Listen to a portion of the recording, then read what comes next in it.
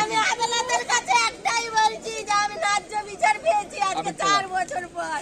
প্রেম ঘটিত কারণে খুন, এরপর হাত পা মাথা কেটে ছড়িয়ে দেওয়া হয়েছিল বিভিন্ন জায়গায়।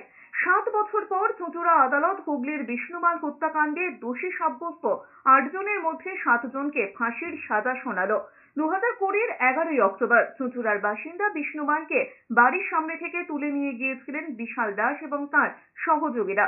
অভিযোগ ওঠে সেই রাতেই চাপদানি এলাকায় একটি বাড়িতে বিষ্ণুকে গলায় ফাঁস দিয়ে খুন করা হয়। এরপর মুরগি কাটার চপার দিয়ে দেহ 6 টুকরো করা হয়।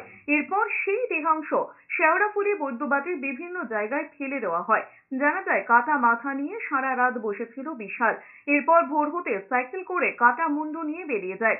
দিন 20 পরে জীবনতলায় কয়েকজনকে গুলি চালিয়ে স্থানীয়দের হাতে ধরা পড়েছিল বিশাল। জীবনতলা থানার পুলিশই পরে তাঁকে চন্দননগর পুলিশের হাতে তুলে দেয়।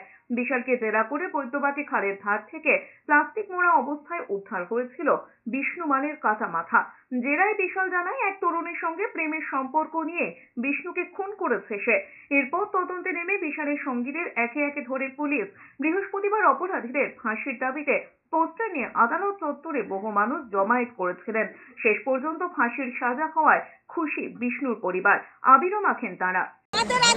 আমরা খুব আনন্দ পেয়েছি, আমার ছেলেকে যারা বিয়ে করেছিল আমরা স্টেটের তরফে আজকে একটা প্রমাণ করতে পেরে মানুষের কাছে এই মেসেজটা হয়তো নিয়ে যেতে পেরেছি যে ক্রাইম নেভার পেজ, এবং এই ধরনের ক্রাইম যারা করতে পারে মানে সোসাইটিকে শিংড়ে দেওয়ার মতো ক্রাইম, এইভাবে একজনকে মারা এবং তারপর দেহ 6 টুকরো করে বিভিন্ন জায়গায় ছড়িয়ে দেওয়া, এই মামলাতে আমাদের 7 জনের ফাঁসি হলো। একজনের শুধু বডি ডিসপোজাল করার জন্য তার দায়িত্ব ছিল, যে ভোরবেলা ঢুকেছিল শুধু বডিটা ডিসপোজাল বডির একটা অংশ একটা জায়গায় ফেলার জন্য, ওই জন্য মান্তু ঘোষ তার 7 বছরের পানিশমেন্ট।